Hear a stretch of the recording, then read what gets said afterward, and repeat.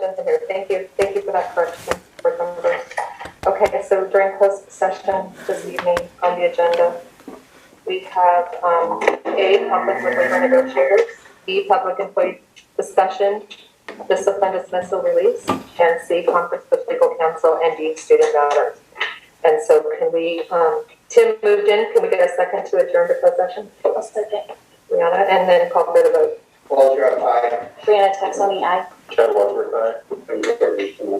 Kelly Jensen and I, we're going to adjourn to closed session at 6:36 p.m.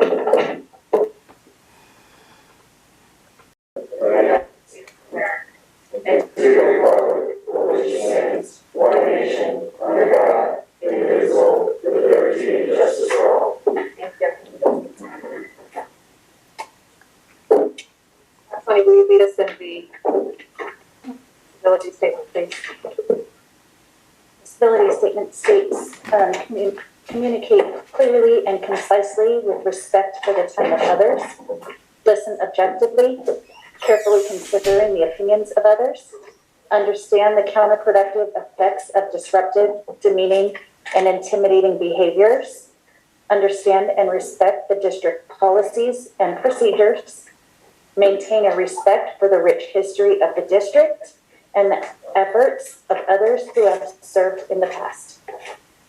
Thank you so much. This part of the meeting is for public comments, recognitions, and reports. Please submit a request to speak to the Board of Trustees. Cards located at the exhibit table for any agendized or non-agendized items to the superintendent prior to the meeting. Not more than 3 minutes are allotted. Any one speaker and no more than 20 minutes for the same subject. This portion of the agenda is for the comments, recognitions, and reports to the board and is not intended to be a question and answer period. If you have questions for the board, please provide the board president with a written copy and an administrator will provide answers at a later date. Do we have anyone that would like to address the board? Yes, President Jensen, we have one public comment card. It will be two, just to correct. We have two at this time.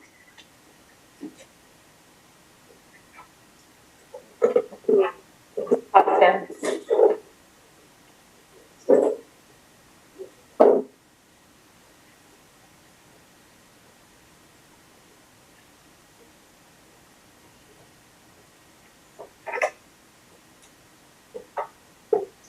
Good evening. Please state your name. Tracy Costin. Thank you. I wanted to clarify something that was said during Zoom board meetings by at least two board members. And now that you're in person, I heard a reference about it again at the last meeting.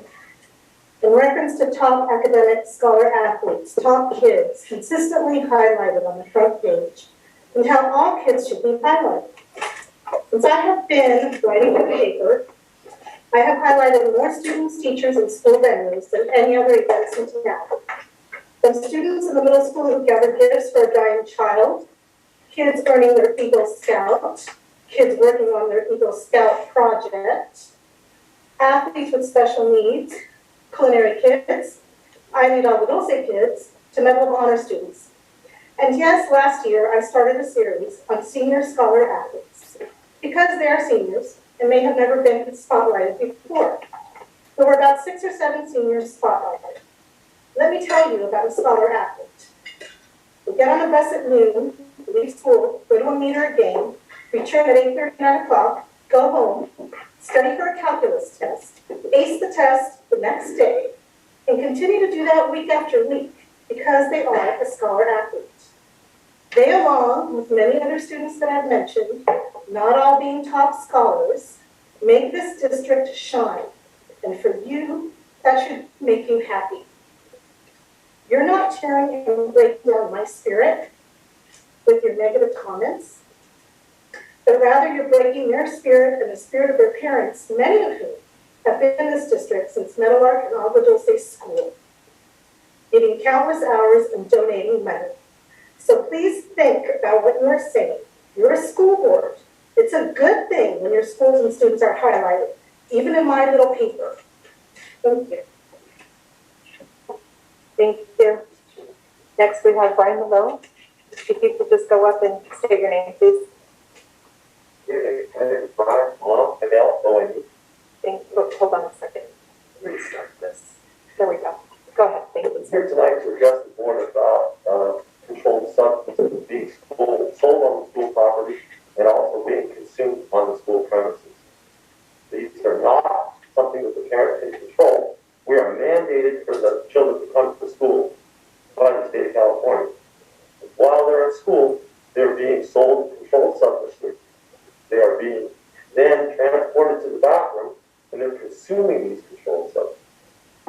And it appears that the school says that they can do very little about it. At this time, we have an interim principal that says, nothing we can do besides the fact that, oh, I'm interim and I really don't care.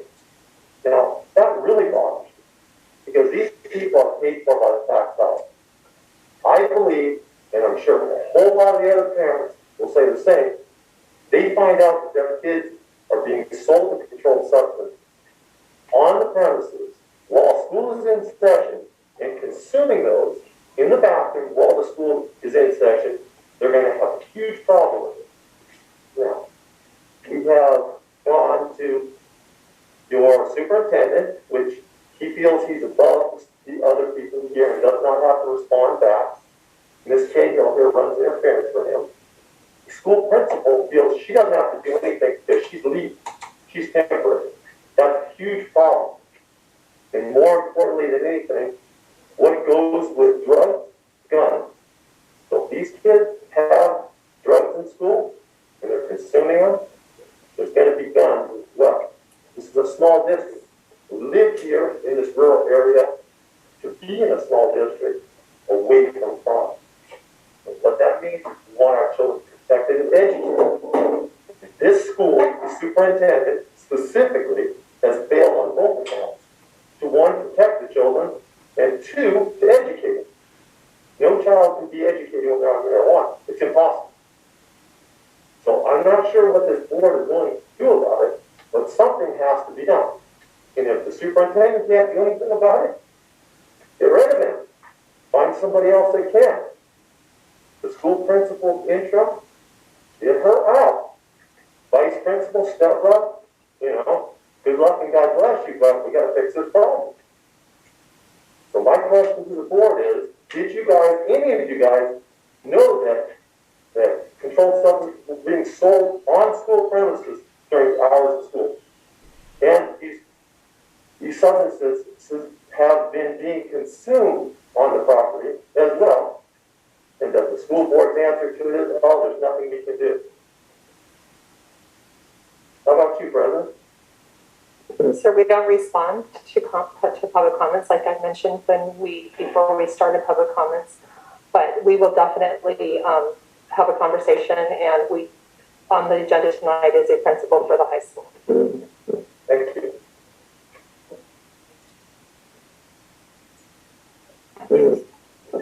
Okay, 6A, out of Representative Mr. Sparks.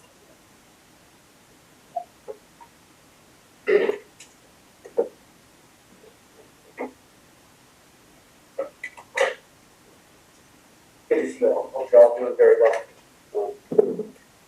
Can I do that? Okay. Anyways, first let me start off by saying thank you. You were here last night for long hours. You're here today again for long hours. Appreciate what you do. I've been on your job. I know I say that many times, and I don't mean that facetiously. There's not a lot of praise and adoration that are going your way. And so I'm not here to say that you're doing a great job. I'm not here to say you're doing a bad job.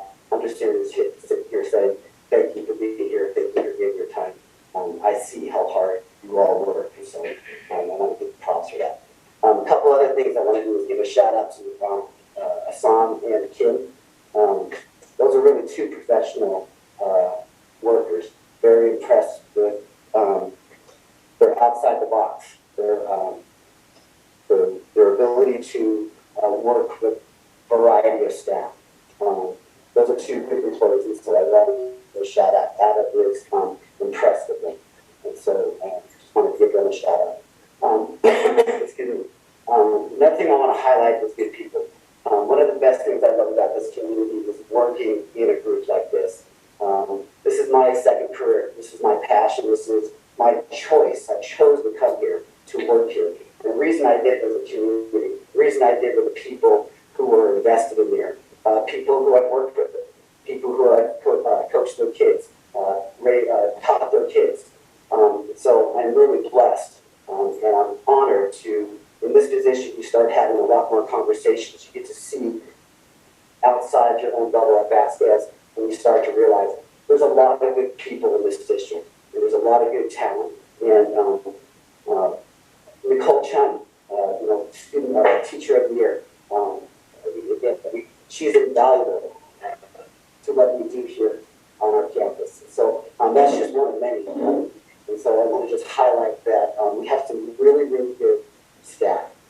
A lot of times what we hear from the community is, okay, teachers are leaving. And so, again, sometimes I come up here and I talk for the union. Maybe I don't always represent myself, but I'm not here for myself. I'm here to represent that. And so a lot of times we have people who are getting so much.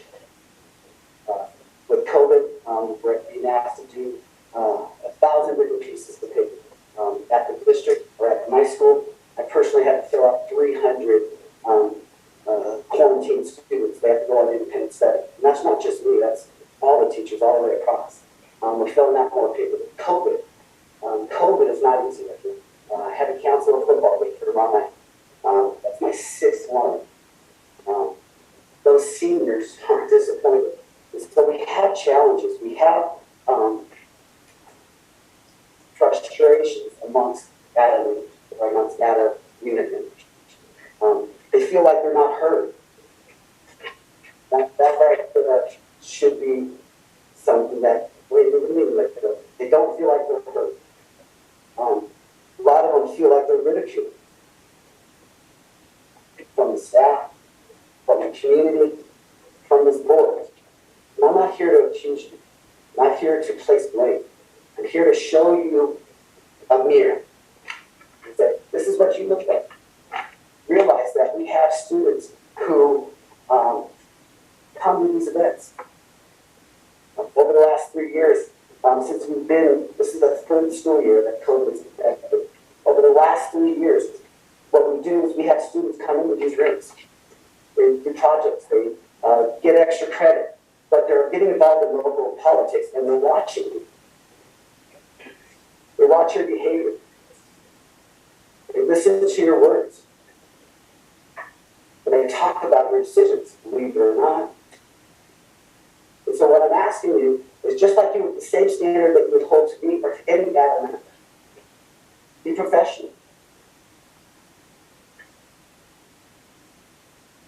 Make sure your words are edifying. Mr. Wadsworth said it so eloquently last week. If there's a mentality in this district, us versus them.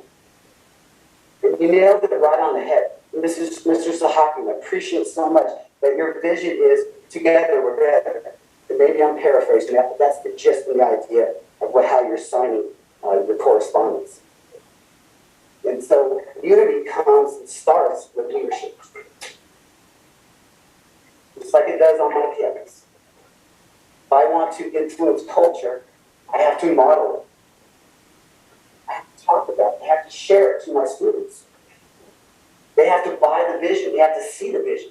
They have to believe in the vision. So I've been up here many times, and I've asked the same thing. What are we known for? What's our brand? I hear it all the time. Well, we're going to work on athletics. Okay, and I get that. And forgive me, I don't always want to represent myself, but a lot of times you guys will mention athletics, and I want to address a couple of things. I go to the ball games, y'all are always there, every single one, and you guys will come up and talk to me. You'll come up and say, share your thoughts, share your vision, share your expectations, share your hopes, share what you think the program can grow to. And so one of the visions that we've heard is that the parents have to step up, that the community has to step up, that the students have to step up and have to be able to fund this program more and more and more. And so I've done some research. It runs about $47,000 to run our budget. That's what our district gives us. $47,000. That does not include transportation, and that doesn't include salaries. That is just monies that are given to Vasquez for athletics. 2018, 2019, we brought in $72,000 between 11 teams. Roughly $7,000 per team. Baseball, basketball, softball, all the way down. 2019, 2020, 62,000. And that was the year with COVID. So we didn't even get the last 3 months of fundraising. And so you sit there and you say, the community has to invest. And I would say the community has invested. And has continued to invest year after year after year. You're only paying 67 or 47,000, and I have sometimes go with 62, 77,000. The community is more than matching you.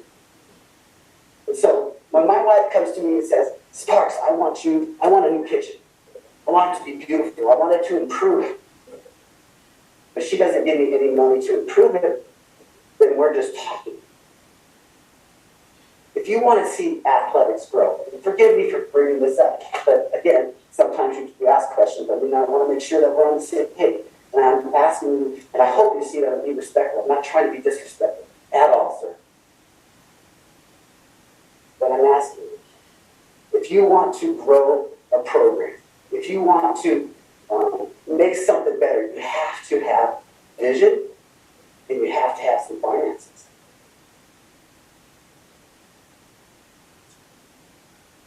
If you really wanted to do one thing for athletes, 3 things for athletics, put it in a soccer/football field. It would cost $800,000. We did the estimate. Me and Mr. Salsa. Lights, turf, track going around it, drainage, all that stuff. Go out and spend another $250,000 and put tennis courts in. And I know that is kind of like, that's a political town. That is a sport that this community would support. And then if I could just wave a magic wand and sit there and say, give me a swimming pool. All that stuff right there would run you approximately $1.5 million. Okay, I could be wrong. I have most of the time in, but I did do some research on it. And again, I don't want to throw numbers out there, but we have money in reserves. Lots of money. And again, I know this is a very conservative and frugal board, and I respect you for that. I respect you that you're not just going off spending money on silly frivolous things. We see what you've done. We see your leadership. And we respect it. But what I'm asking is, if we really want to make an impact, if we really, truly want to grow athletics, then you just can't sit there and say, hey, I want to build it and grow it, but nobody gives extra money to fund it. Again, sorry it took so long. I appreciate each and every one of you. I really do. I hope you hear in my heart tonight. We can do better. All of us, Ada, the board, the district office, community, we have to get on the same page. We have to. Because if we don't, we're just hitting our head against the wall. We're doing the same thing over and over and expecting different results. I don't think that can work. I appreciate your time tonight. Thank you. Thank you, Mr. Sparks. We have CSEA representative Susan Ortiz on the line. Student representative Haley Red. Good evening, Ms. Red. Good evening. So just for my report on all the schools, we have a few things. It's mostly regarding athletics. But our football team did win the homecoming game last Friday. They faced Silver Valley and did pull off a great win after the game. And our ASB did really well in planning out the homecoming floats and pep rally before. I wasn't able to attend them, but I heard they went really well. And then our cross country team, the girls just won league finals, taking first, and the boys took fifth. Tomorrow was it just Vasquez will be having a costume contest for the students and faculty, so just showing that we have more going on. And football will be having their final game unless it was canceled. I'm not sure what's going on with that. I haven't heard much other than what happened today. Regarding High Desert, the boys cross country team just won the Silver League championship. I heard that this was mostly only won by the girls in previous years, so this is a big, just congratulations to them for pulling that off. A Halloween activities week will begin. We'll have Halloween activities all week and have happened all week this week for High Desert. And there is a dance tomorrow night. The CTE ribbon cutting will be next Thursday for the new CTE lab. And regarding Metal Arc, a red ribbon week, this will happen this week. And Fire Department and Sheriff's Department did a presentation on Tuesday. And that's all I have regarding all the different schools. Thank you so much. Okay, next we have the superintendent's gold standard report. Thank you, President Jensen. This evening, I'll be covering the following strategic initiatives: effective instruction and leadership, community engagement, and student connectedness. Start off with effective instruction and leadership. I'd like to once again thank our community for providing their input on the qualities and characteristics needed in our next school site leader at Vasquez High School. The survey responses helped us build a profile and characteristics to support the recruitment of the ideal candidate for VHS. The top 5 leadership qualities that the principal of Vasquez High School should possess: good communicator, proactive, empowers teachers and staff, high expectations, extensive leadership experience. I'm truly confident that we have identified the ideal candidate in Dr. Michael Murphy. At this time, I would like to thank Dr. Michael Murphy for being here in person to join us this evening at our board meeting. Pending board approval this evening, Dr. Murphy will bring over 20 years of school site administrative experience, particularly at the secondary level, where he will continue to build on the excellent foundation that is Vasquez High School. In addition, I'd like to take this opportunity to thank Interim Principal Dr. Paula Chamberlain, who graciously served Vasquez High School as their interim principal for the past 6 weeks. She worked together with teachers and staff to support learning opportunities for students at a critical time transitioning back to in-person instruction. Dr. Chamberlain, your support to Vasquez High School's community has been greatly appreciated. I'd like to also take this opportunity to thank our Assistant Superintendent of Education Services, Ms. Kimberly Shaw, for her mindful approach to accelerated learning.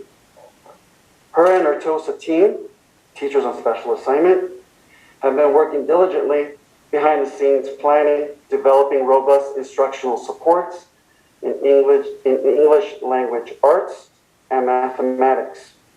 Tonight, I'd like to highlight one such endeavor facilitated by TOSA Ms. Candice Palacios. Mrs. Palacios, she's a TOSA for level learning, and she pushes in her support at Meadowlark Elementary specifically for grades 1st through 4th. It is exciting to see our students making progress and gaining skills. A little bit of the background information on the level learning. Our Sunday curriculum, which is reading intervention for elementary, is organized as follows: 5 pre-reading levels that focus on alphabet knowledge, rhyming, and more. 36 reading levels, which covers various phonics skills and high-frequency words. As groups, students master all skills in the current level. They move up to the next level within the curriculum. All groups at Meadowlark have shown measurable growth in just a few weeks by either gaining skills within their current level or moving ahead to the next level. So we're incredibly proud of our Meadowlark students for their hard work, and thank you, Ms. Palacios, for your hard work. Moving forward to community engagement, Mr. Alex. Our district is in process of bringing together a group of teachers, students, parents, and community advocates to be part of something new called Showcase Shadow Days Collaborative. It's a mouthful. Recruitment for Showcase Shadow Days is underway. The introductory and recruitment letter was pushed out last week. You can also find the recruitment letter on our website. The purpose of this group will be to bring forward ideas and create an ongoing plan to showcase the multitude of programs offered within our district. Our first endeavor through this collaborative will be to showcase our wonderful athletics programs. Showcase Shadow Days will immerse students and their families to experience life on campus, on school campuses, as our direct VIPs. Immersive experiences will include athletic competitions, academic enrichment experiences, and other signature programs offered throughout the district. We're tentatively scheduling our first meeting for early November. Collaborative participants will be allowed to attend meetings virtually. Placement on Collaborative is limited to approximately 8 to 10 individuals. So far, we have only a few additional seats available. If you are interested, please contact Ms. McCauley to my right. Her contact information could be found on our website as well. And we're looking to engage our families and showcase the wonderful activities and enrichment activities, including teaching and learning on our campuses. Moving forward, student connectedness. Thank you to our wonderful families, students, and community members and alumni for their support at last Friday's homecoming game, where our Mustangs held victory with a final score of 30-26. You have some photos up there. It was an incredible evening. It was electric. Kudos to our student athletes, coaches, and athletic director, Coach Sparks. At halftime, Vasquez showcased their homecoming floats, celebrated the senior homecoming court. I also want to thank Ms. Alexa Lepp, ASB advisor, and ASB students for their diligence and hard work in ensuring a successful homecoming and homecoming activities. I'm not sure if folks could actually read that quote from Athletic Director Sheldon Sparks, at the bottom of the screen, but it says, "It was a fantastic night for the Mustangs. Students, past, present, watched as the football team won an exciting game and earned their first victory of the season. Gabe Aguilar, Tyler Cobra, Chris Durando, and the rest of the team played their hearts out. It was evident." I just added that part. "It was one of the most exciting games I've seen in the past 4 years. With a season that has seen so much frustration due to COVID, it was awesome to see the team have success." Thank you, Coach Sparks, Athletic Director, for your quote. On a similar congratulatory note, I know Ms. Rudd eloquently shared this information. The Vasquez High School girls cross country team wins league championship. See some photos up there of them in action. They move up to CIF. Congratulations to Haley Rudd, Captain, Leilani McClaws, Marie Pate, Marina Costin, Isabella Galvez, and Emily Hunanian. In addition, congratulations to Dylan Anderson for qualifying for CIF preliminary as an individual runner. Congratulations are definitely in order for our Mustangs. In addition, congratulations to High Desert Boys Cross Country. The High Desert Boys Cross Country team just won the school's first ever Boys Cross Country Silver League Championship. They're coached by Molly Zorba, Zella Rivas, and helped by parent volunteer Marie McClaus. Thank you for all that you do. We are so very proud of our athletes and our athletics program. Thank you. This concludes my report for this evening, President Johnson. Thank you so much. And next we have the COVID-19 report, Dr. Sahakian. Sure. This time I'd like to provide an update an up-to-date COVID report. Again, data pulled from LA County Department of Public Health. 679 new cases as reported by Department of Public Health for October 25th, as compared to 742 new cases as reported on October 15th. So we are seeing a steady decline in new cases, and hopefully that trend continues. The testing positivity rate, a 7-day average for the week of October 18th, is 0.82% as compared to the week of October 5th, which came in at 0.93%. Percentage of individuals tested with a diagnostic COVID test since the week of October 18th comes in at 145,254 compared to the week of October 5th, which came in at 142,722. What you'll see on the screen, dear community, is an infographic that was pushed out to all families last week to help outline the COVID exposure timeline and parameters. I'd like to thank Nurse Carrie for the following information that you see. Some of the highlights of that infographic includes some of the, what does close contact really mean in terms of criteria? For example, student was within 6 feet of someone with COVID-19 for a total of 15 minutes or more over a 24-hour period. If a student tested positive within the past 90 days, what do? Student may return to school immediately, no testing required. That is in the small blue box to the left. The student is vaccinated and asymptomatic. The student may return to school immediately. It is recommended that the student test for COVID-19 on day 6.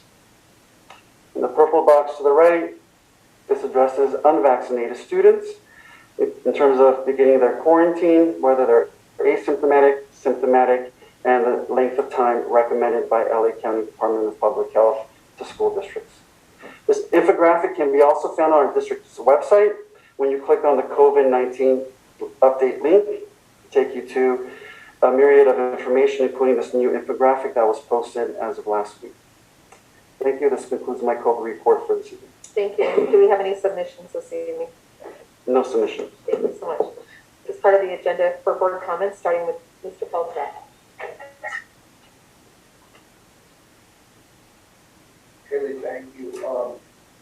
I think that the whole lot of athletics was Coach Jordan's. I'm sure I have something to say about that, but sports teams, the ones that are winning championships, the ones that are just playing, cross country. I used to run cross country or try to stay in shape for hockey. I hated it. It took a mindset that I didn't have. You're out there alone and you're just trying to finish is a huge thing. And sometimes when you're just trying to finish like your team plays, that's a huge thing. Sort of individual character, I will say that. So anybody that runs cross country, my hats off to you. But the main thing is let's congratulate all the kids for staying healthy enough to actually compete, because that is a huge problem.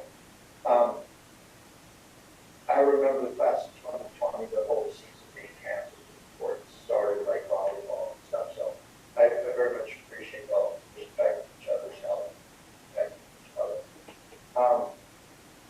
I'm not going to address Mr. Sparks' comments, but I will suggest that for people that are here now that won't be here late, I would suggest that we have a future agenda item in which we discuss the phase 3, which was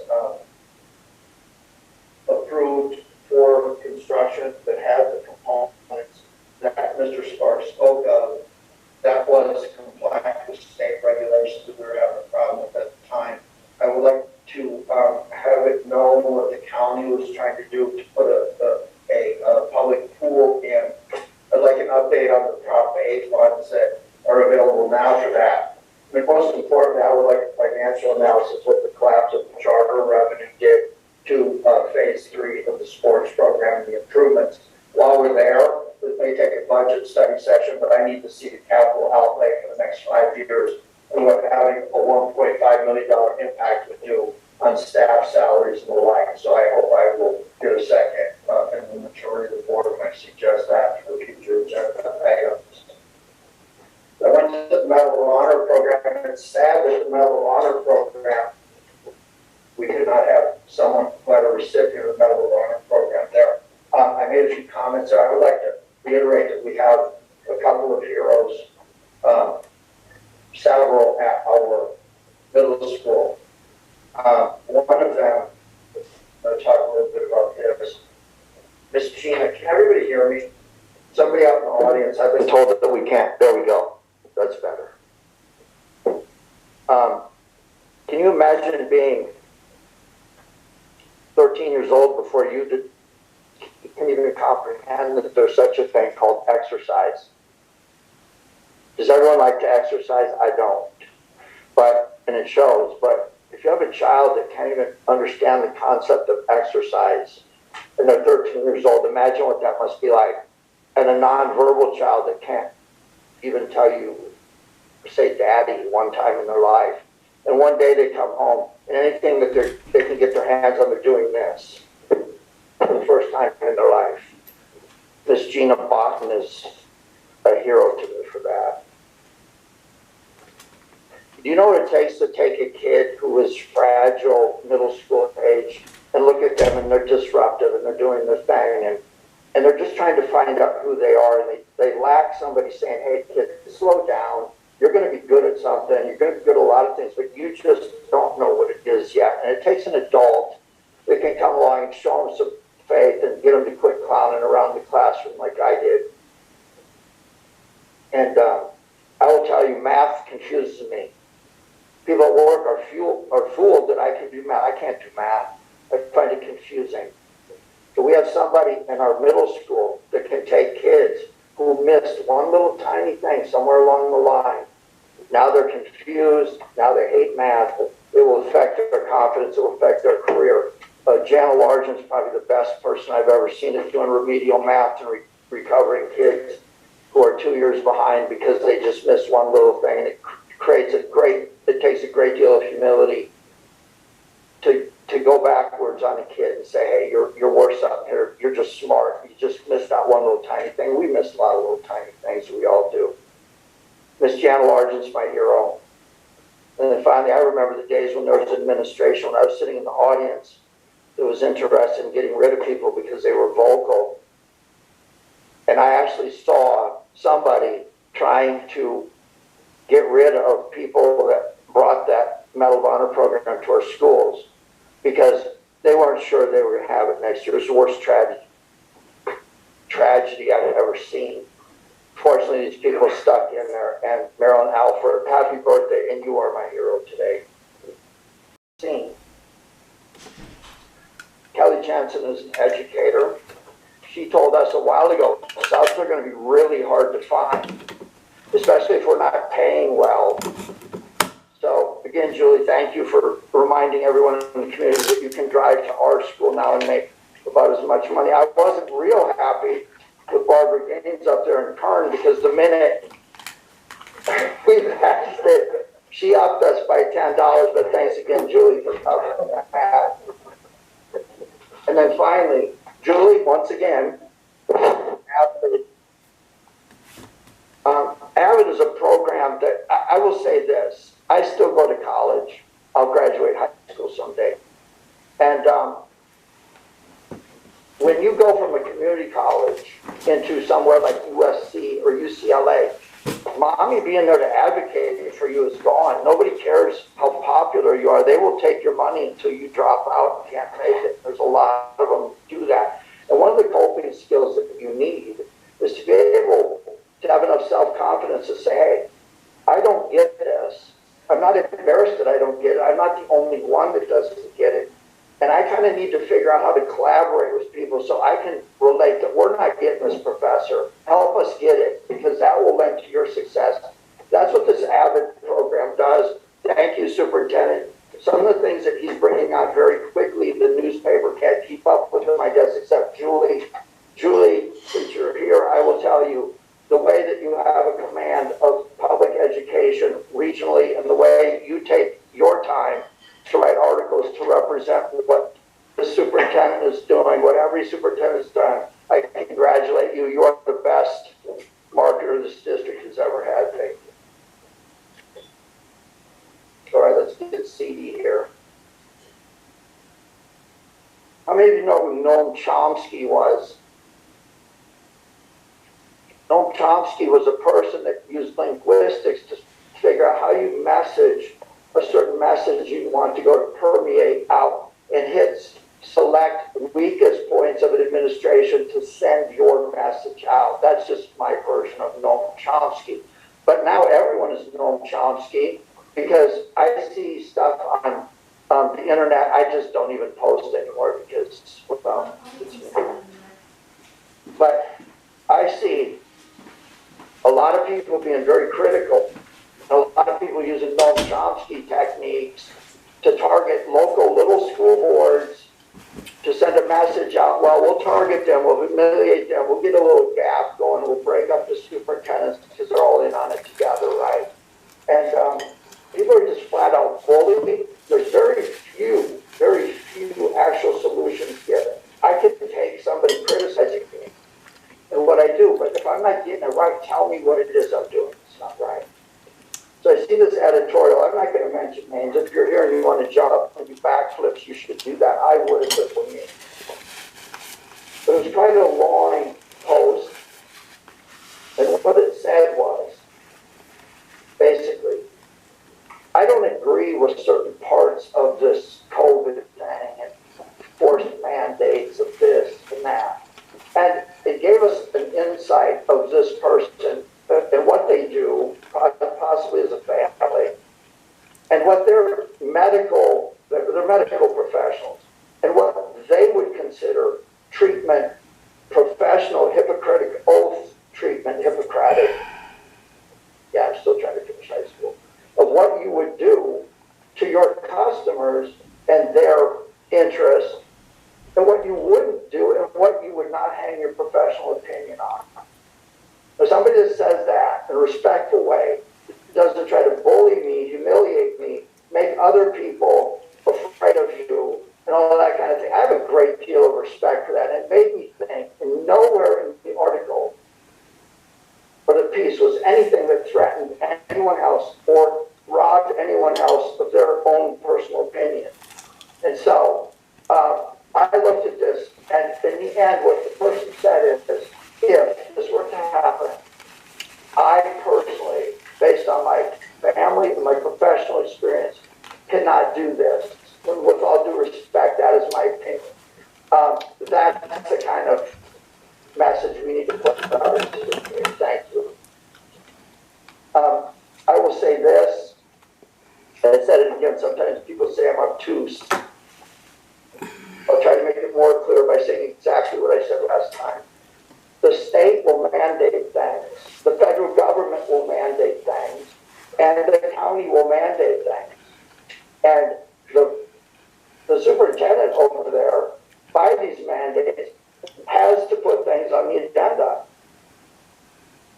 Okay? Does everybody understand that? The board president has to read what's on the agenda into the record. The board has to move the item in, and it has to have a second to be discussed. Don't be confused in the future. If the superintendent puts something out on the agenda, if the board president reads it, and no one moves it in. Read between the lines on what I just said. I am not a proponent of telling other people, sitting up at the state level, telling other people what they will do, offering no funding, no support, no scientific data, and then turning around and expect that we will enforce this stuff ourselves. When you see me walk out of boardroom, you know what we'll do. In my world, the state, whoever's running the state, I don't even know, will walk into this room and say, unless you do this, we are not going to fund you anymore. And they don't have the wherewithal, or some other word I should be using, to do that, I guarantee you. So Noam Chomsky and your people, you don't scare me at all. I'm a product of the 60s. Finally, I very much appreciate the Brown Act training we had last night. I lived the Brown Act where I work. I'm a 21-year veteran of the city. But sometimes when you're so used to it, you forget, you get kind of moving along. You can't expect people that have never heard this stuff to understand what it is. And it dawned on me, how many times in my experience have I actually been in a closed session at my work? 3 times, one of them when I was being sued at the California state level as an employee, 2 other times. So not many people know exactly what's going on there. So have some patience. I'm the oldest one on the board. I've been here the longest. So if there are misconceptions or things that need to be addressed, blame me. But I very much appreciate the training. And in some cases it was helpful. I believe I'm finally done. But thanks again, guys. Thank you very much.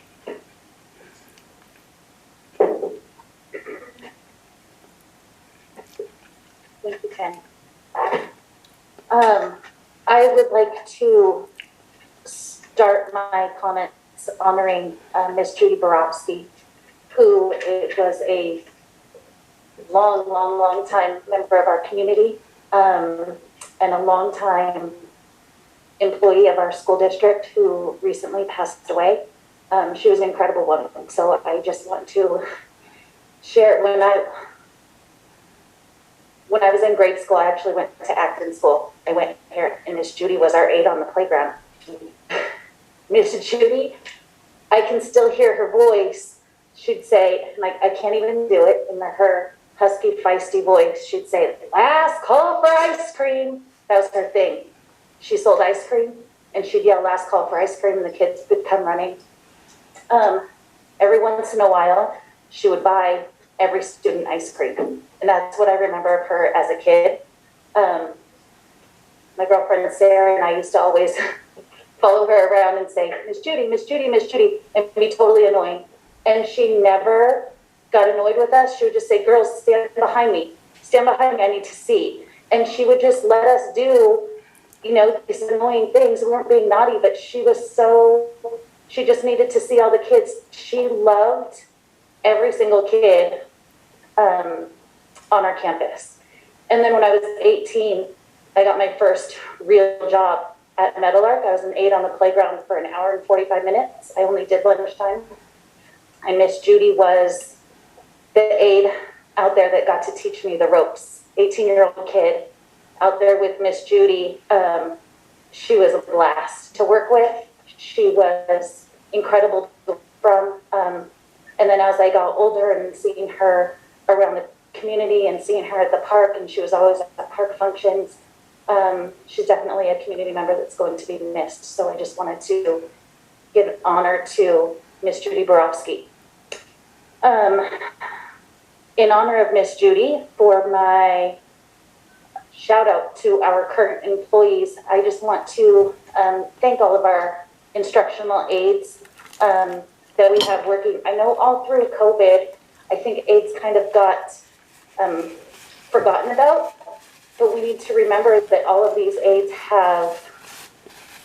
they also had to relearn how to do their jobs. They're getting on Zooms. They're doing completely new assignments that they never did before. And they just keep taking care of our kids, and they're out there to make sure that our kids are safe and cared for. And I just wanted to let you all know, all of you instructional aides, that we appreciate you. Moving on to our cross-country teams, that is exciting. That is so awesome. Our little school going out there and just killing it. Great job, guys. Great job, ladies. Great job, boys. You guys are just awesome. So I can't wait to see the next step for our girls cross-country. Very cool. Our football, I was honored to be at our last football game. Huge thank you to everybody that made that happen. I think that our kids, our players, our students, our families, our community really needed that homecoming 2.0. And then the football team went out there, and oh my gosh, it was a good game, and they won, and it just made it that much more exciting. And I really think watching sports is a lot about who you're watching it with. I was able to watch the game with Mr. Jorgensen, who is super knowledgeable about football and passionate. So it was really awesome to sit with Mr. Jorgensen to watch the game. So thank you for your time. And just thank you to the entire ASB and everybody that made that happen and then made the dance happen. For everybody that was quarantined for the first dance, the kids had a great time. So thank you for that. Ms. Costin and Mr. Malone, we're not supposed to have a response back, but I do want to thank you for being here. I want you to know that we do hear what you're saying, and I just want to acknowledge that we appreciate you being here and sharing your thoughts and feelings, and Tracy as well. And Haley, thank you for letting us know what's going on in all of our schools. It's an honor to be the student representative, and I do appreciate that you're here, so thank you for that. Mr. Sparks, thank you for your kind words. Your kindness does go a long way, so that did make me feel good. I'm sure it made our fellow board members feel good, so thank you very much for that. If I ever win a whole ton of money in the lotto, you will have a swimming pool and you'll have a new field and we'll have tennis courts. Our town will have all that. Sorry. And I do believe that you're right. We can all do better. I think you do your best with what you know, and then when you know better, you do better. So I believe that was Maya Angelou that said that. So thank you. You're right. We all can do better. And thank you for that reminder. And that's all I have. Good evening, everyone. Hope you're all well. Congratulations to the girls cross country team and the boys at High Desert. It's a pretty awesome accomplishment you guys were able to seal up this week. The Vasquez Homecoming 2.0 was a fun game. I showed up about the second quarter and got to stay through the end. It was exciting. It was fun to see all the youth out there having a good time. The floats were all decorated great. The energy that all the kids were putting off was excellent. I'm a little biased that I like the freshman float the best, but that's only because that's my son's class. I want to welcome Dr. Murphy to Vasquez. Look forward to having you join our team, and hopefully we can carry on and make that school an even better place than it already is. I'm going to keep my comments short tonight. Coach Sparks, I hear you. I hope that at some point in time we can find the money to do all the different plans and ideas that you have for our school athletics. I know that it's a big priority to most of us on this board, and as well as improving our academics. But as we all know, it kind of goes hand in hand.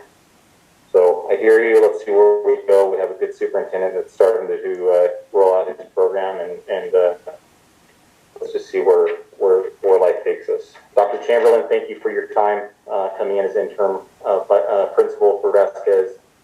I've enjoyed all of your daily messages and the fact that you appear to be on top of the day-to-day operations of the high school. It was great to have a conversation with you Friday night at the football game. I appreciate that. Roche family, it's great to see you guys here. The other youth in the back, it's great to see you guys here. Hopefully you're getting lots of extra credit for being here. And actually, they should double it, whoever's giving it out. And Mr. Malone, I hear your concerns. My son goes to Vasquez. I'm pretty in tune with a lot of kids that go to that school. I'm not saying it doesn't exist, but I know that there's nobody on this board, superintendent, or any principal that would ever want to condone any kind of controlled substance being on their school. So let us get to work on that and hopefully get some resolve to your concerns. And I will leave it at that for tonight. Thank you all for being here. Thank you. First off, I want to congratulate the cross-country High Desert. Doing a great job there, getting the kids turning those hawks into Mustangs in another year or so. So that was awesome that program and the enrichment program with the kids there at the middle school is working and it's showing results. So make sure you extend our appreciation to them for that. Cross country for the high school, winning the Heritage League, right? Heritage League title. That's awesome. That's just terrific. I wasn't aware that the coach was leaving this year, so we're going to have to get up busy and get somebody in line. And going through with the football team, Brianna texted me Tuesday or Wednesday, hey, can you help run the clock? And I said, sure, I'm going to be there. Okay, bye. And it was a bit of a throwback because I had to maintain myself in the press box because you're supposed to be neutral. And I get on the outside, coach in there. Okay, stop. Okay, stop.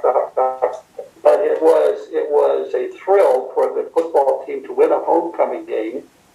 That's always the goal. You want to pick an opponent that you got to have a win on homecoming, and the boys worked hard.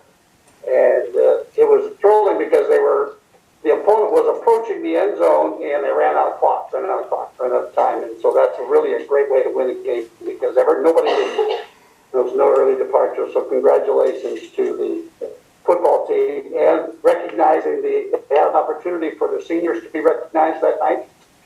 along with the homecoming court for the cheerleaders and for the football team. The seniors got recognized, and that's something getting back to normal, which we're all desirous of. And it just takes a lot of work, and I appreciate all the hard work that the kids and the staff put together to make that happen. It was Mr. Malone, Brian, Mr. Malone. I want you to know that that is not acceptable by anybody, by any means, on this school board. I was at Vasquez for 18 years. From time to time, those events do happen, and they're addressed, and I think it was great that you had a comment tonight to bring it to our attention in public. We have a nominee for a permanent high school principal there. He's here hearing this firsthand, and you can rest assured that he'll be a part of this conversation. And so I appreciate you bringing it. Do not ever hesitate to let us know. Well, sometimes we know, sometimes we don't know. We hear it from staff, we hear it from reports, and we entrust in the leader, Mr. Dr. Sadahakian, to take care of it. And he knows how we feel about it. So it's something of primary importance to the safety of our students at the campus, at all of our campuses, regardless of where it's at. So I appreciate you coming in and giving us that comment, because that's the first I had ever heard of that. I know that it happens, but I didn't have any first counts when you said that. Moving on a little bit here, there's a couple of things out. Athletics is huge for the district. We've had many, many conversations because it's the biggest elective opportunity for our students. We have need to grow our elective opportunities for our students beyond their A through Z. We have a state-of-the-art culinary program. We have our video production that's coming up and running through Mrs. Lundquist. But athletics across the board provides elective opportunities for all measure of athletes and skill levels, skill sets, abilities, and that athletic competition directly connects to their academic success in the classroom. So we need to do everything we can to provide them that physical energy, that physical opportunity for outlet, and to give them that recognition for when they have hard work and achievement. So athletics is a big thing for me. It's one that I did when I was there for multiple sports and so forth and so on. So it's always been at the top of my agenda whenever it comes time to doing something at the middle school to make sure we have an enrichment program to get our kids to transition to the high school when they graduate, when they promote from 8th grade. But to recognize all the student opportunities that they have for things that we have. We're probably one of the few schools that I know that have a competitive swim team. We don't have a pool. Our nearest pool is like 15 miles away. And that's through the effort of staff to make sure that we have facilities until such time that things can happen where we can get a pool, maybe not on campus, but in some joint venture with the county. We've been talking about that for 12 years. So it's not new, but there's a whole myriad of how you can't do it, you're too small. So there's all kinds of issues, but that's something that's on the board. We have a track team without all the track apparatuses. They would get put joint use with other joining schools so that they could get the feel of a track and the higher hurdles and things like that. And that's, again, the compliments to the coaching staff to create those opportunities for athletes to enjoy that. Cross country, we have plenty of places to run. We go out there, I used to take my tractor and run the course and drive the car, get it ready, and it shows in the results. They're willing to work hard. We have a great softball field, so we're working at it little by little. It's never on the back burner. It's always on the first burner of consideration and discussion. That before we paint the buildings, let's put something, let's work on something else. Let's keep it going. So it's always on point. I'm still concerned about the number of quarantine students that are impacting our athletics. Did I hear Coach Sparks, right, that there was 300 kids in the last, I guess, couple of weeks that had to be quarantined? Is that number just a number, or was that accurate that we had that many kids that had been engaged in some kind of quarantine that affected athletic competition? I have to verify that number, so I don't want to miss. I'm just the number seems high. That I'd like to get some follow-up on that quarantine, because I know that you and I have spoken about, is there a redundant capacity available to us that when we suspect someone needs to be quarantined, that we can do a rapid test to eliminate that quarantine requirement on site on campus and still stay in compliance with the Department of Public Health.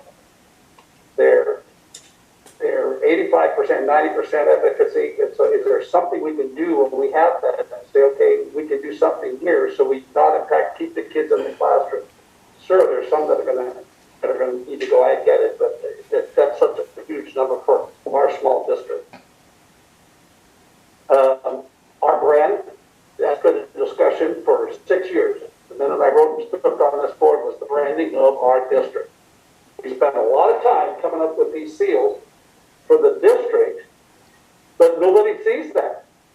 I mean, the public that come here, we appreciate your attendance, they see that, but that's not of our campuses. Our campuses have a brand. We have the Metal Arcs we have the Bird Metal Arcs at Metal Arc, we have the Hawks at High Desert, we have the Mustangs at Vasquez. And Vasquez is the one that's gone astray of branding.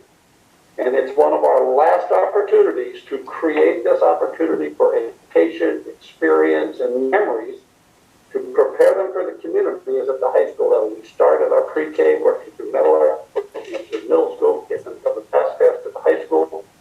So branding is a big issue. It's been on a constant discussion. I don't think I've had any conversations with our superintendent that doesn't come up. I'm always asking, what are we doing about branding? We got to keep working on the branding. We've got to get that. And now coming out of this challenge of the pandemic, we have the opportunity at this downtime to start thinking of ideas of what we can do as we come out of this pandemic, and everybody contribute to get us out of this. But we're ready to go. When they say no more masks, they say no more social distancing, we've got it under control. We're in that category where we don't have all these mandates like Mr. Falspath mentioned. We don't wait until they call it off. We're prepared so that when they do call it off, we're ready to go. And that's one of the things, my urgency that I've been saying about branding, doing things for us. Let's start putting our ducks in order so when the time comes, the green light gets here, that we can do some of these things that we've already done some homework. We have some ideas. We've been exchanging with staff from the sites and working on it so that we're ready to work. I was concerned about I'm unaware and disappointed if it is accurate that there is anybody from the sites or this district office, staff or otherwise, that is imploring that the parents need to step up.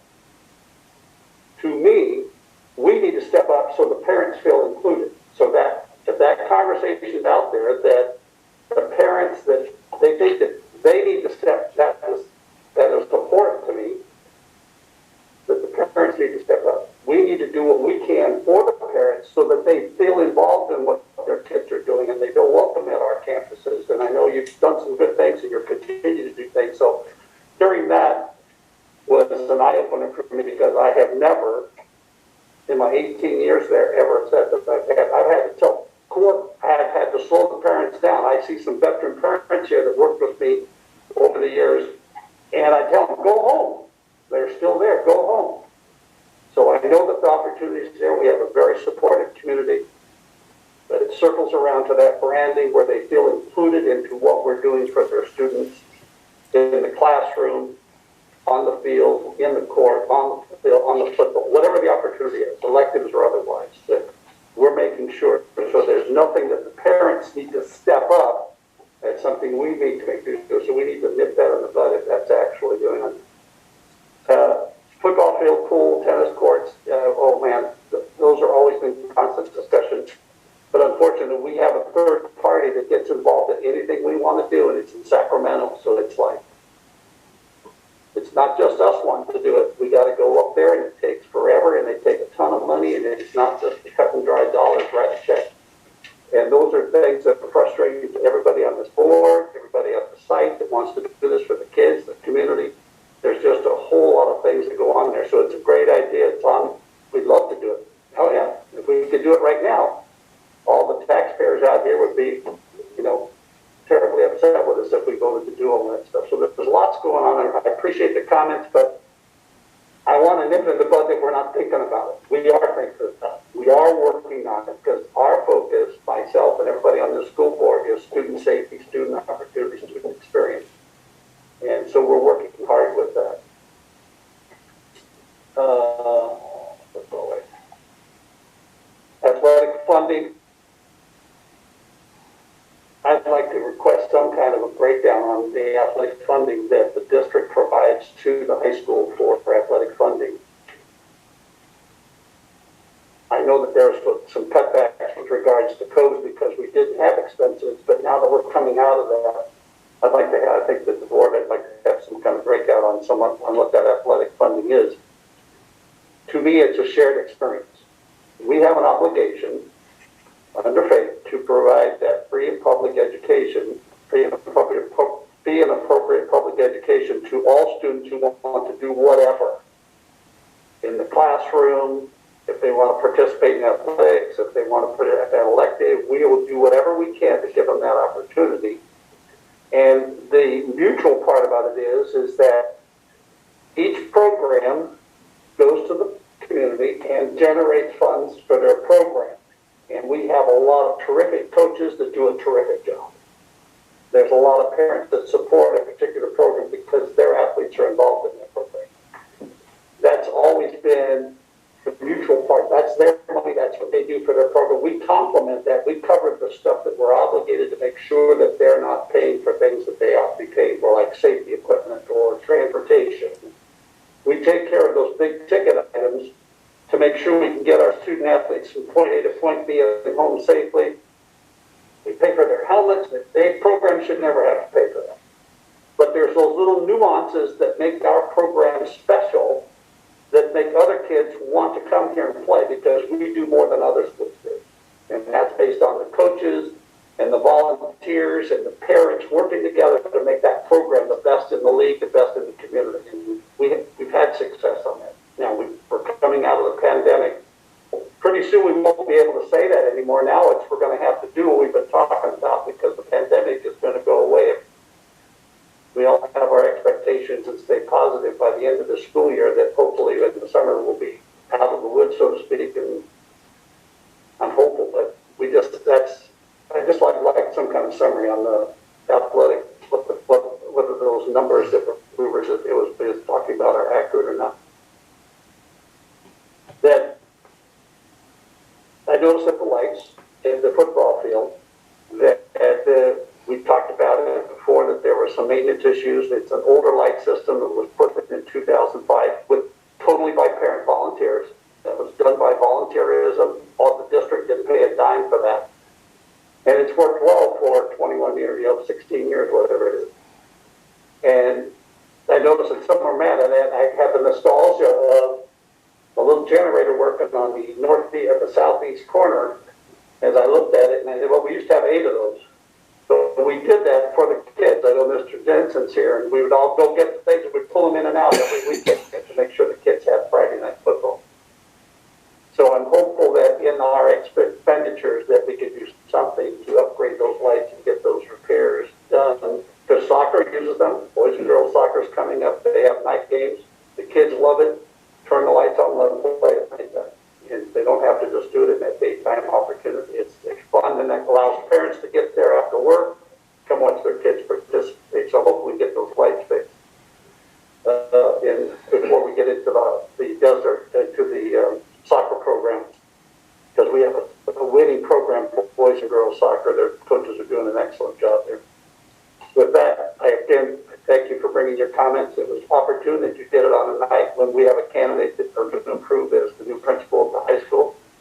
And I'm sure his notepad, I got an extra notepad here, Dr. Murphy, if you want to take more notes. I'm sure he's prepared pretty well. So that's it. Thank you, Madam President. Thank you, which took me back a few years. Yeah. Those cheerleaders would have. I'm sorry, Brianna, I did get out of control in the press box a couple of times. You can't see under the mask, but I was giggling. I don't know if you heard me in the microphone, because to hear that Tim wasn't passionate and had to be neutral at a game, that doesn't happen. But you did take me back a few years. The cheerleaders would have to cheer so loud over 8 generators. They would just be screaming instead of cheering. So we're happy to have the light. I'd like to acknowledge the students that are here tonight, so thank you for coming. You're probably wondering, why do these old people come to these meetings all the time, and what are they doing? But we really do it for you guys, so we appreciate you being here, and we hope that we're happy that you're back in school, and we hope you're enjoying all the activities, the things that are going on. I think they're just here, trying to see what the old people are doing tonight. We actually brought them along. Oh, well, thank you. Thank you for But they coming. were also told that they received awards for coming, which is good. I think the award is good. So they So, get extra credit. Makes them get involved. Okay, we're gonna go do something we're not supposed to be doing, but he called it out. So why don't you introduce yourselves really quickly? I'm Wes, I'm from Southport.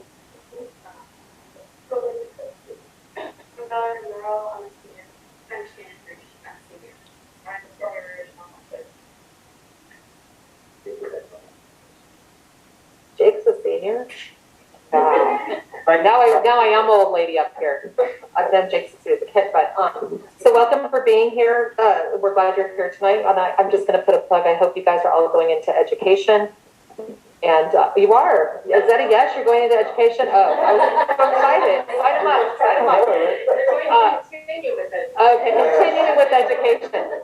But we always have substitute positions while you're getting your education or all kinds of stuff. So hopefully you'll come back like Brianna has done and you'll continue to support the district. So just a little plug. Also, I'd like to thank all of our employees. There's a lot of talk about COVID and what we can't do and the new normal and the old normal, like whatever that looks like, who even knows anymore. But it's so exciting, and I hope you guys really appreciate all the things that the adults are doing for you guys, because it's so nice to see that we have some things happening that kids have missed out on. So I'm happy for the seniors that are here, they actually being able to do some school activities. There's a lot going on for teachers, and I just want to publicly acknowledge all that they're doing, as well as our classified staff. It's very difficult, but to put all these programs in under normal circumstances is really hard to do all these, to do a dance and then do a homecoming and then it's canceled and a homecoming 2.0 and all of that is amazing. So I know they're tired, and I know that they do this and they have a heart for our students, and I just really want to publicly acknowledge them. So exciting to see cross country and our football team.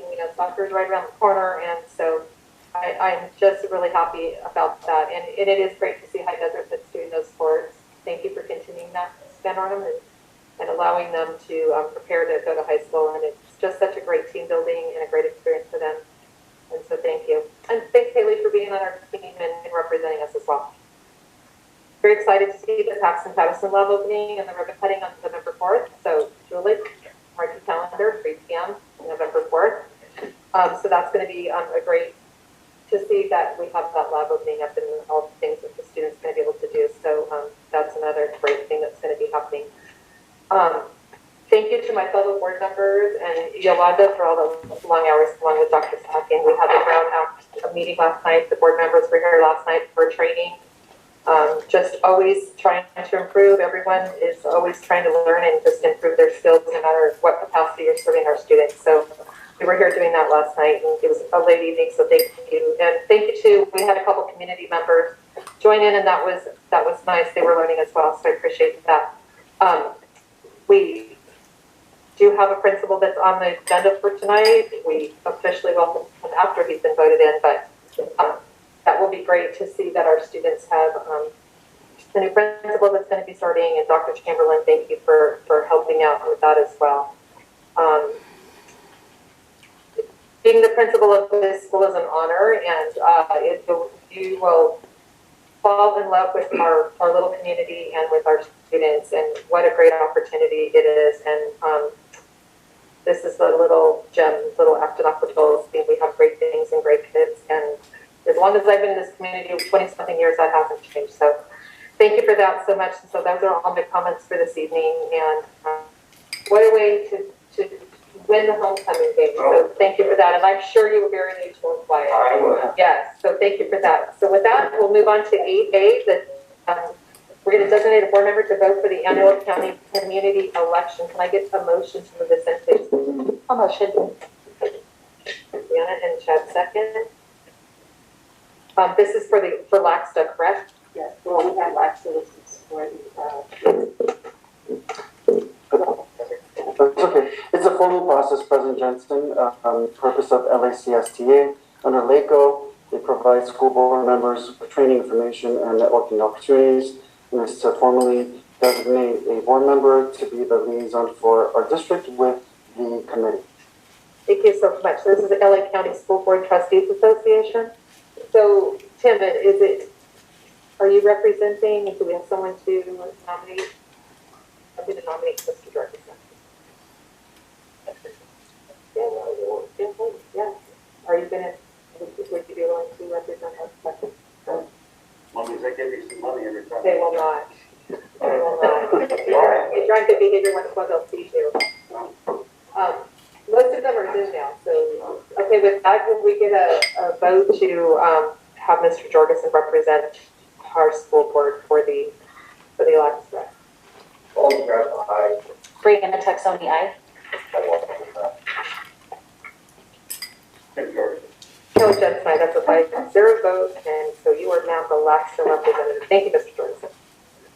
9A, approval of the consent calendar items. That will be 9A through 9C. Can I get someone to move this in, please? Thank you. Thank you. Any discussion? Call for the vote. Photograph, aye. Brianna Texoni, aye. Tim Jordan, tonight. Kelly Jensen, aye. That's a 5-0 vote. 10A, personnel action report. This is for our car report. Can I get someone to move this in, please? Chuck moves in. Tim Jordan. Second. Dr. Sahakian. Thank you, President Jensen. There are no amendments with this PAR that's been posted. Like we mentioned earlier, throughout some comments, we have the appointment for VHS's new principal, Dr. Michael Murphy, on our personnel action report. Thank you, thank you. We'll go ahead and introduce after we go ahead and vote, unless the board members have any comments. I'm sorry to interrupt, but if you'll excuse me, I have to go. Thank you. Thank you. Thank you. Thank you, Haley. Okay, let's call for the vote. Photograph, aye. Wait, I didn't, oh, yes. Tim said, okay, go ahead. Go call for the vote, sorry. Brianna Texoni, aye. Ed Walker's aye. Tim Jordan, tonight. And Kelly Jensen, aye. Thank you so much. Dr. Sahakian, would you like to introduce our new principal, please? Absolutely. Dr. Michael Murphy, thank you so much for being here this evening with us. And yes, I'm most appreciative of your time that you spent with us and answering some difficult questions. You're very gracious, and the responses are quite evident in terms of the breadth of experience that you bring to our district, and as well as Vasquez High School. Like the board members mentioned, it is a wonderful school, it's a wonderful community, and we're very confident that you will be a wonderful fit, and this will be a fantastic journey, and to really extend the wonderful teaching and learning opportunities that are currently taking place, and to expand opportunities within the district and outside the district. So we welcome you to the family, and thank you for being here. Thank you, Dr. Michael Murphy. Yes. Thank you, thank you.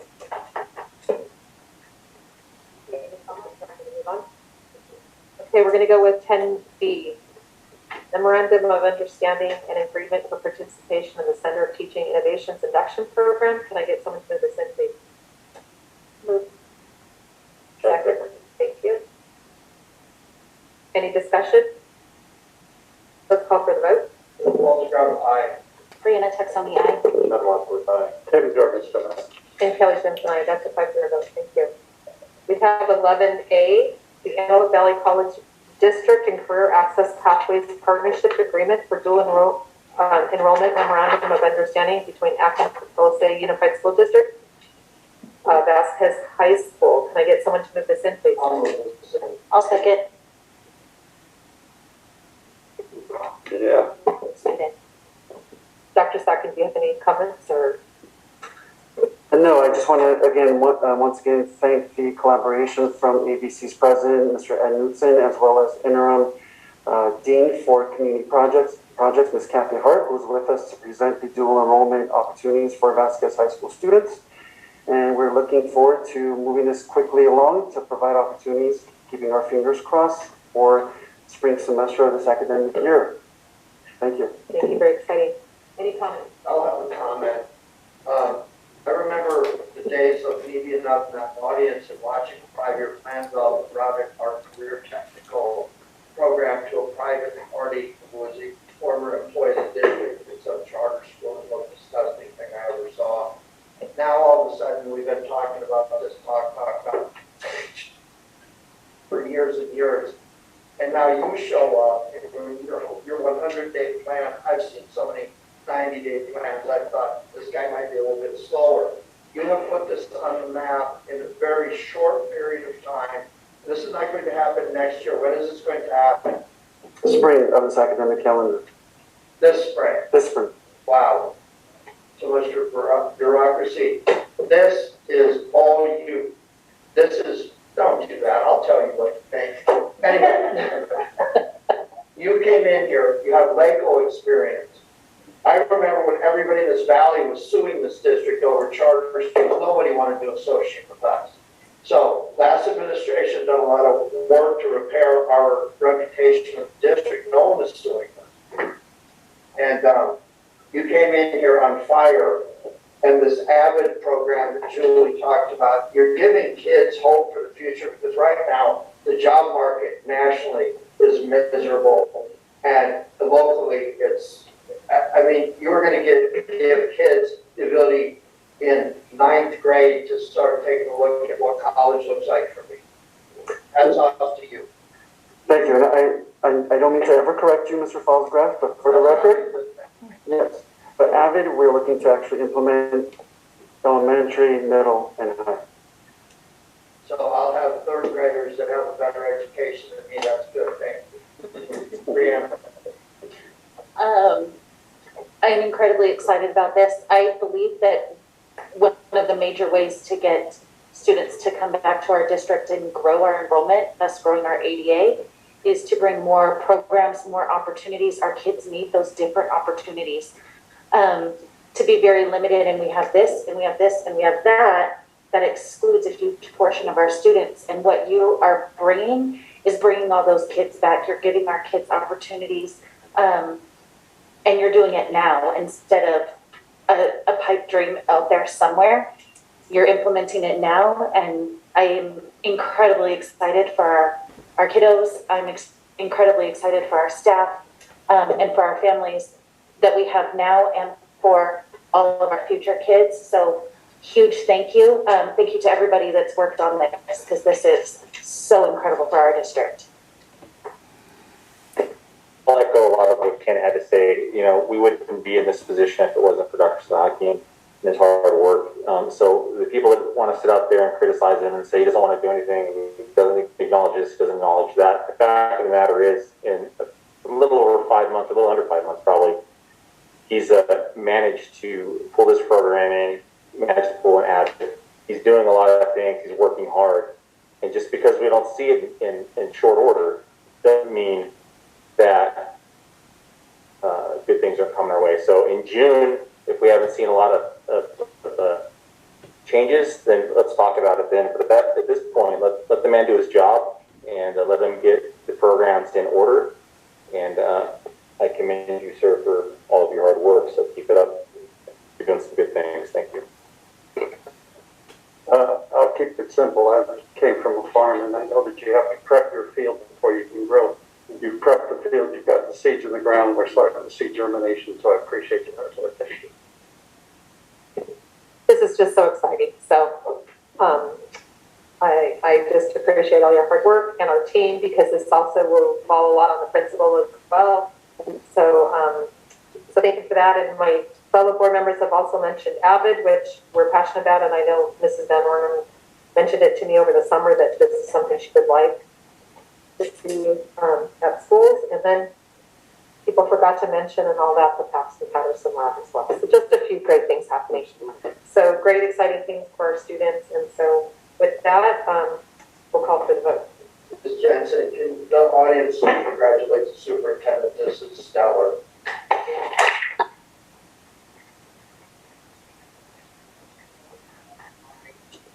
Brandon Texoni, aye. Chad Watson, aye. Tim Jorgensen, aye. Kelly Johnson, aye. Thank you so much. All right, so we have 12A. We have a presentation from SchoolNet, Dr. Sahaki. Yeah, thank you, Ms. Jensen. Earlier we're speaking of branding, marketing, making sure our parents are part of an inclusive process when it comes to our students' achievement. And part of that marketing and branding, there's a component of customer service, good, stellar customer service. not only at our school sites, from our front office staff that currently work very, very hard and are very diligent. Then it also includes district office staff and the main office here at district office. And so part of the marketing and branding project, we have been communicating with wonderful folks over at School Mint, and they have a brief presentation this evening for the community and our board.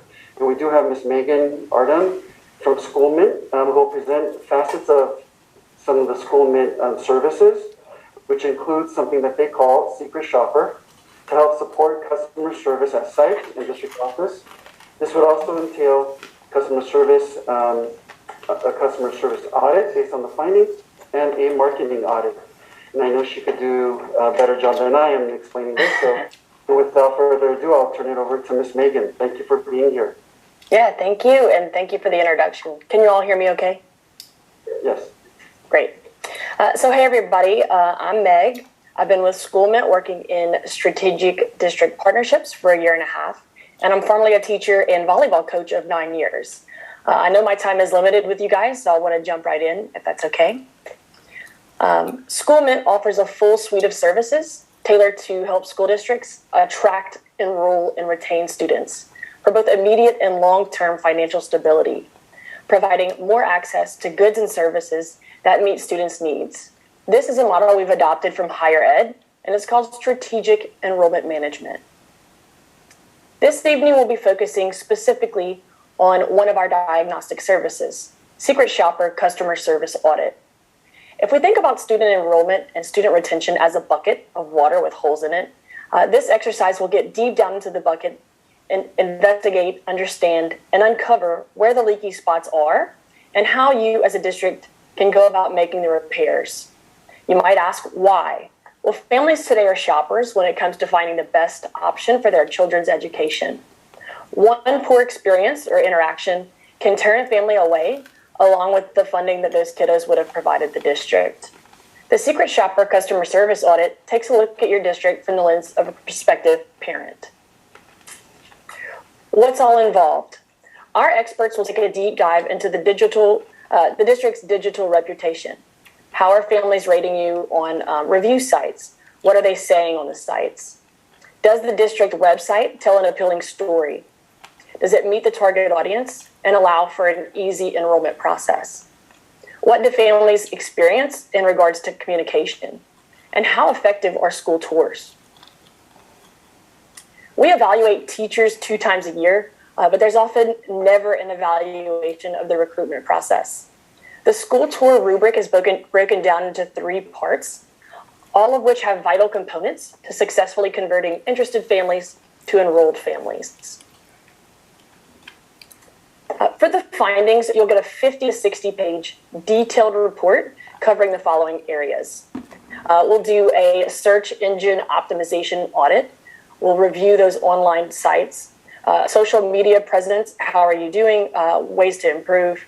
Website optimization, as well as the pieces of the tour that will come in person and review.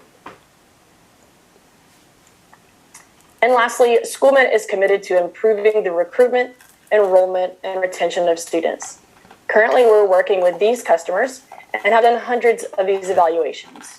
We are the industry leader when it comes to strategic enrollment management. With attracting more students comes improved funding, which means more resources available for students so they can succeed.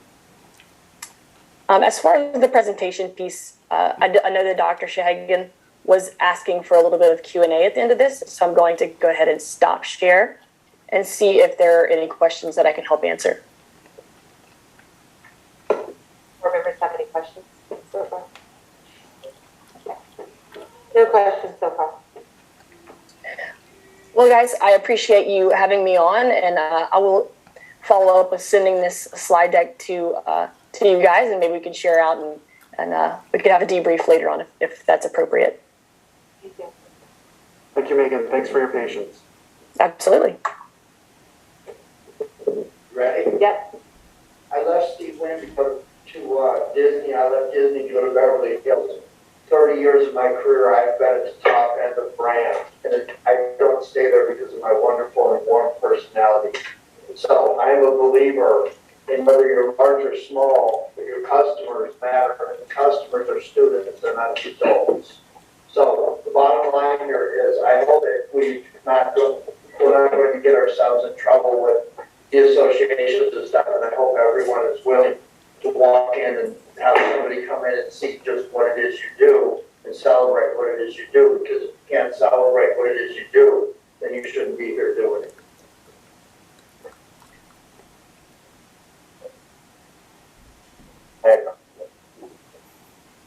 I just have one brief comment. I like the idea of just kind of getting a feel for what customer service looks like here, but what I'm just kind of struggling with is I want to do it for the right reasons, not just to look at students as a funding source, even though we know that ADA is the funding source. I like to do it because it's the right thing, that we care about our community and want them to have a good experience when they come here.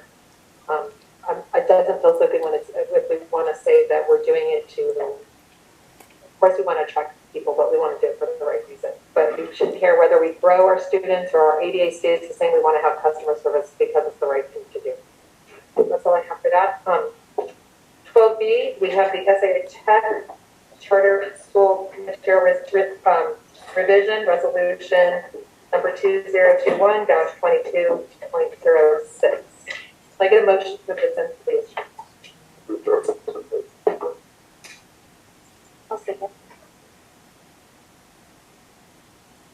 Dr. Saharkin? Thank you, President Jensen. We did have a formal presentation of SIA Tech in terms of their material revision, and the emphasis was the relocation of their facilities. We do have our Director of Charter Services here with us at the podium, Ms. Addison, to take any questions. Thank you. Any questions? Yeah, I have no questions. There hasn't been a change of a significant change in the WIOA sponsorship of this charter, correct? Correct. There's not been any opposition presented to the, regardless of whether their eligibility for out of boundary because WIOA, there hasn't been any, what's the word I'm missing? They are allowed to operate within the county, LA County. Okay, so I get that. But there been any opposition, or do you have any evidence that whoever it is, LAUSD, that they think that it's okay for them to be there? There's no opposition. No opposition. And they're abandoning one site and basically moving the student body to another site a few miles away. Yes, within the same boundaries. So we're not going back and opening up another piggyback and one charter off another. No. Okay, thank you. No good. No. Okay. Only the relocation, correct? Okay, thank you. Second vote? Paul Scrap, aye. Brianna Tessoni, aye. And I want to aye. Tim Jorgensen, aye. Kelly Johnson, I have the pleasure. Thank you. 12C, purchase of a sped school bus for transportation. Can I get someone to move this in? I'll move it in.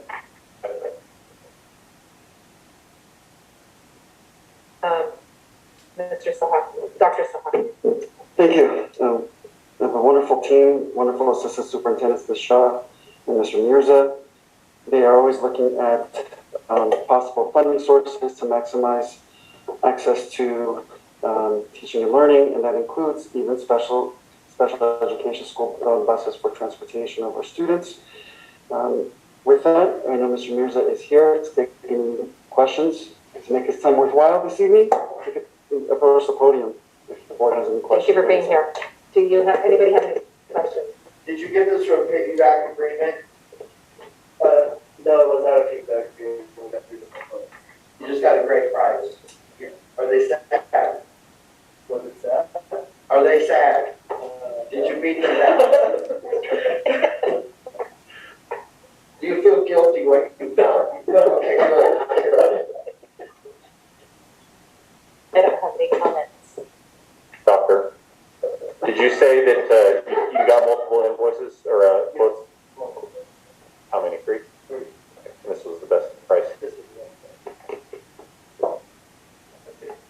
Doctor. Now, we had one that is this replacing the one that we just repaired? No, This is going to add to the fleet. Gonna add to And and this is gonna be for our special education students. Now, I was reading through that, am I clear that it has wheelchair lift capability at the back, the one that you're recommending? And I looked at the layout, is there a lockdown for the wheelchair in there? I believe So they, if we have a student that's in wheelchair, they can stay in wheelchair? I believe so. Okay, fine, just checking. Oh, Tim, you sent me out with a loop. You have one of those buttons that the driver goes to the back to make sure there's not a kid left on the bus. I'll keep that call, please. And that reminds me of something else. Is Oh, that, geez. thanks, Ken. So, now, this applies to all our fleets, you can probably answer it. Is there a video security on these buses? There should be, yes. Okay, cool. Okay, no questions from me. Let's call for the vote. Walls grab by. Brianna Texoni, aye. Jorgensen, aye. Or Jensen, aye. That's a five-year vote. Motion carries. Okay, future agenda items. Does anyone have anything they'd like to add to the agenda? Yes, please. I would like Dr. Here's what I would like. I would like to have a discussion of where this district is at, to your knowledge. About 3 years ago, when there was a DSA approved, somebody should take some notes. There was a DSA approved plan for phase 3 at Vasquez High School. I need to know if that plan is still valid. Number 2, there's Prop A funding out there right now where people are doing spatial analysis of different customers for Los Angeles County to determine where there's a need for a library, a pool, and all those kinds of things. There was a diversionary tactic used when the charter revenue went upside down, and all the counties didn't give us a pool. I don't see them giving us a pool. I really don't.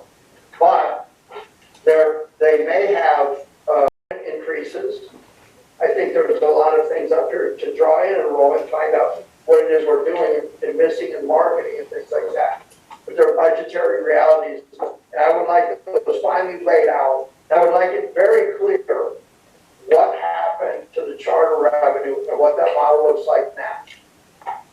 Okay? I think this is, you could probably stand up and give me those answers right now, but this needs to be on the agenda. I want the entire community, including these 4 fine youth over here, who are depending on you to save our country.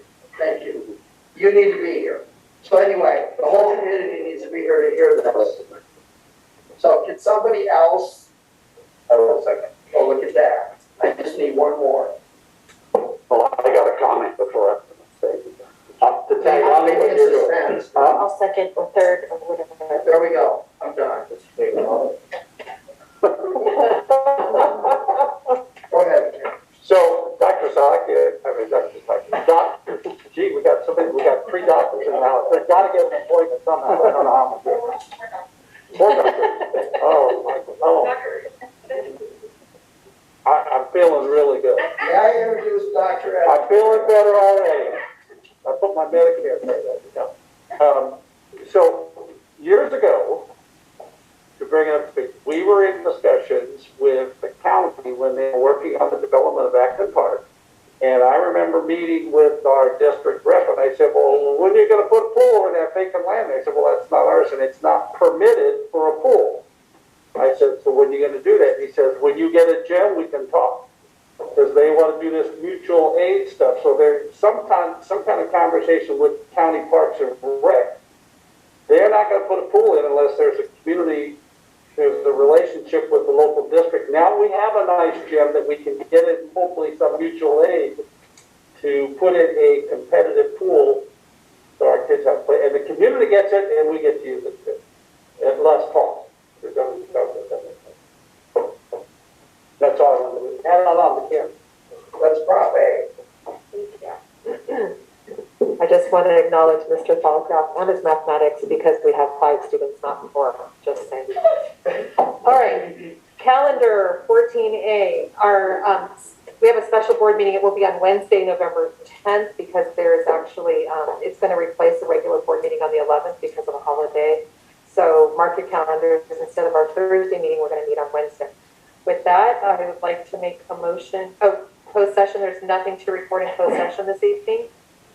And can we get a motion to adjourn at 9:11 p.m., please? Motion. In a second. Call for the vote. Walls grab by. Brianna Texoni, aye. In Kent's defense, he said he was still trying to graduate high school. Jeff Walker.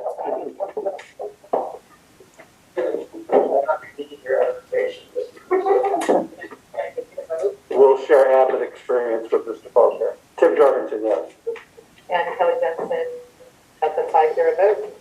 You're adjourned tonight at 9:12 p.m.